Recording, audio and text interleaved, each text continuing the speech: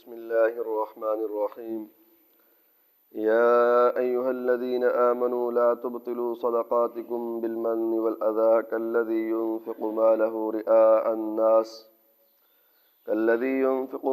رئاء الناس ولا يؤمن بالله واليوم الآخر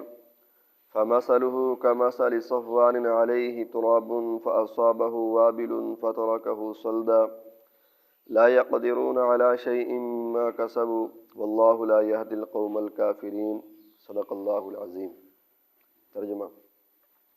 یا ایھا الذین آمنوا، اے وہ لوگو جو ایمان لائے ہو، لا تبطلوا صدقاتکم، نہ باطل کرو تم صدقوں کو، بالمن والاذی،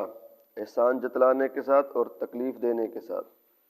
کالذی ينفق مالہ رئاء الناس، جیسا کہ وہ شخص جو خرچ کرتا ہے اپنے مال کو لوگوں کو دکھلاوے کے لیے، ولا یؤمن باللہ والیوم الآخر، اور وہ اللہ اور آخرت کے دن پر ایمان نہیں لاتا، فمثلہ، تو اس کی مثال ایسے ہے، کمثل صفوان علیہ تراب، جیسا کہ ایک چٹان کے اوپر مٹی ہو، فاصابہ وابل، پھر پہنچے اس مٹی کے اوپر موٹی موٹی بارش، فترکہ صلدا، پھر اس چٹان کو وہ بالکل صاف کر کے چھوڑ دے، لا یقدرون علی شیء مما کسبوا، وہ قادر نہیں ہے کسی چیز پر اس میں سے جو انہوں نے کمایا، واللہ لا یہدی القوم الکافرین، اللہ تعالیٰ کافر لوگوں کو ہدایت نہیں دیتے ہیں۔ اس آیت مبارکہ کے اندر اللہ تعالیٰ نے بھائی دوبارہ پھر صدقہ کی قبولیت کے احسانات اور شرائط کو بتایا ہے۔ دو شرطیں کل آئی تھیں کہ بھی صدقہ باقی اس وقت رہے گا جب تک کہ احسان نہ جتلایا جائے اور جس کو آپ نے صدقہ دیا اس کو تکلیف نہ دی جائے، چاہے بعد کے اندر حالات گڑبڑ بھی ہو جائیں، وہ آپ کی بات نہ بھی مانے، آپ کا گستاخ ہو جائے، آپ نے جو صدقہ کر دیا اس کے اوپر نیکی کر دیا، اس کو جتلانا نہیں ہے، ٹھیک ہے نا جی، اس کو تکلیف نہیں دینی۔ اب اللہ تعالیٰ نے ان دو باتوں کو دوبارہ پھر ذکر کیا ہے کہ اے ایمان والو، اپنے صدقوں کو باطل نہ کرو احسان جتلانے کے ساتھ اور تکلیف دینے کے ساتھ، ٹھیک ہے جی۔ اس سے معلوم یہ ہوتا ہے کہ اللہ تعالیٰ، اس کو یوں آپ سمجھیں کہ اللہ تعالیٰ بار بار ہمیں سمجھا رہے ہیں یہ بات، ٹھیک ہے جی۔ پہلے بھی آیت کے اندر یہی کہا، پھر دوبارہ اللہ تعالیٰ نے یہی کہا کہ احسان نہیں جتلانا اور تکلیف نہیں دینی، اور تیسری بات اللہ تعالیٰ نے یہ ارشاد فرمائی ہے کہ مال خرچ کرنا ہے تو اللہ کی رضا کے لیے خرچ کرنا ہے، لوگوں کو دکھلاوے کے لیے نہیں خرچ کرنا۔ اور اس کو بھی اللہ تعالیٰ نے مثال کے ذریعے سے سمجھایا ہے۔ مثال سے سمجھنے سے پہلے آپ یہ دیکھیں کہ جو آدمی اللہ کی رضا کے لیے عمل نہیں کرتا، غیر کے دکھلانے کے لیے عمل کرتا ہے، لوگوں کی واہ واہ لینے کے لیے، لوگوں کی شابش لینے کے لیے، تو یہ احادیث کے مطابق شرک ہے۔ حضور نبی کریم صلی اللہ علیہ وسلم نے فرمایا کہ مجھے اپنی امت پر سب سے زیادہ شرک کا خوف ہے۔ صحابہ نے پوچھا شرک کا اور نفسانی خواہشات کا؟ صحابہ نے پوچھا اللہ کے نبی کیا یہ امت شرک کرے گی؟ حضور نے فرمایا کہ یہ امت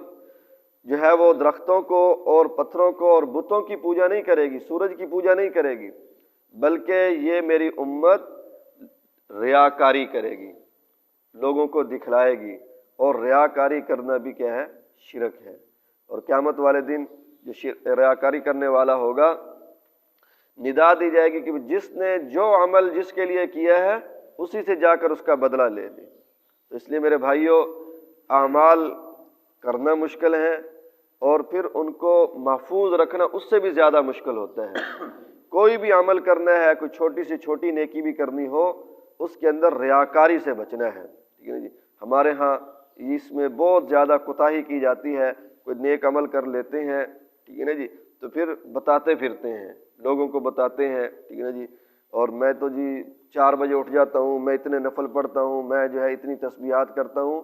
یہ لوگوں کو نہیں بتانا چاہیے، ٹھیک ہے نا، یہ اللہ اور اس کا معاملہ ہے، ٹھیک ہے نا جی۔ اسی طرح کوئی صدقہ خیرات کر لیتا ہے، وہ بھی بتاتا ہے، کوئی مانگنے والا آ گیا اس کو کچھ دیا ہے تو بتاتے پھریں گے کہ بھئی میں تو انہوں اتنے ہزار دیتے، تو اس طرح نہیں کرنا چاہیے۔ اللہ کو دکھلانے کے لیے، اللہ کی خوشنودی حاصل کرنے کے لیے ہی نیکی کرنی چاہیے۔ اور پھر اللہ تعالیٰ نے یہ ارشاد فرمایا کہ وَلَا يُؤْمِنُ بِاللَّهِ وَالْيَوْمِ الْآخِرِ، کہ وہ اللہ پر اور آخرت کے دن کے اوپر ایمان نہیں لاتے۔ صاف ظاہر ہے جس کا ایمان اللہ پر اور آخرت کے دن کے اوپر ہوگا وہ نہ تو دینے والے کے اوپر احسان جتلائے گا جس کو دیا ہے، نہ ہی اس کو تکلیف دے گا اور نہ ہی ریاکاری کرے گا، اللہ کی خوشنودی کے لیے وہ عمل کرے گا۔ آگے اللہ تعالیٰ نے مثال کے ذریعے سمجھایا کہ فَمَثَلُهُ كَمَثَلِ صَفْوَانٍ عَلَيْهِ تُرَابٌ فَأَصَابَهُ وَابِلٌ فَتَرَكَهُ صَلْدًا، کہ جو شخص جو ہے وہ ریاکاری کے طور پر دیتا ہے، اللہ کی رضا کے لیے نہیں دیتا، اس کی مثال ایسے ہے جیسے ایک پتھر ہو، چٹان ہو، اس کے اوپر مٹی پڑی ہوئی ہو، تو اس کے اوپر آ کر جو ہے وہ آپ بیج ڈال دیں، ٹھیک ہے نا جی، پھر اس کے بعد تیز بارش آئے، ٹھیک ہے نا جی، جب تیز بارش آئے تو وہ اس مٹی کو کیا کرے، بہا کر لے جائے۔ تو کیا خیال ہے جب مٹی کو بہا کر لے جائے گی ہمارا بیج وہاں اگائے گا؟ ہاں جی، نہیں اگے گا، وہ بھی جو ہے وہ ساتھ ہی بہہ جائے گا، وہ بھی ضائع ہو جائے گا۔ تو اسی طرح اگر تکلیف دی جس کو آپ نے دیا ہے، یا اس کے اوپر احسان جتلایا،